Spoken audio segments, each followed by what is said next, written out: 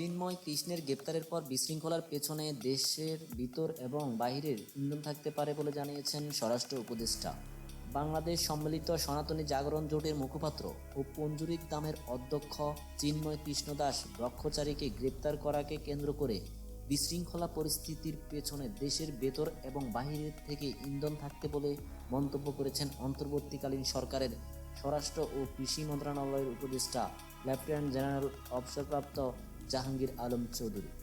মঙ্গলবার সন্ধ্যায় সিলেট সার্কিট হাউসে এক মতবিনিময় সভা শেষে সাংবাদিকদের এ সংক্রান্ত এক প্রশ্নের জবাবে তিনি এই মন্তব্য করেন।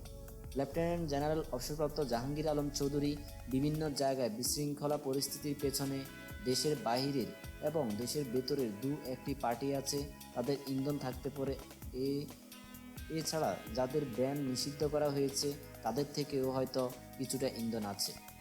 সন্ধ্যায় সিলেট সার্কিট হাউসে আয়োজিত জেলা প্রশাসনিক ও বিভাগীয় কর্মকর্তাদের সঙ্গে সার্বিক আইনশৃঙ্খলা পরিস্থিতি সম্পর্কিত মতবিনিময় সভা শেষে জাহাঙ্গীর আলম চৌধুরী সাংবাদিকদের সঙ্গে এই কথা বলেন।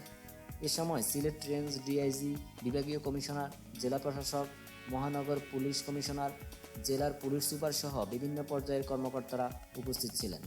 ঢাকায় শিক্ষার্থীদের সংঘর্ষ নিয়ে করা এক প্রশ্নের জবাবে স্বরাষ্ট্র উপদেষ্টা বলেন, সব কিছুর পেছনে ইন্ধন বিষয়টি তিনি বলতে চান না।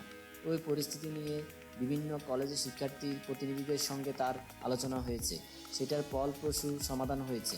তিনি বলেন, ছাত্র জনতা আমাদেরই ভাই, ছেলে মেয়ে ও স্বজন, তাদের প্রতি খুব একটা কঠোর হওয়া যাবে না।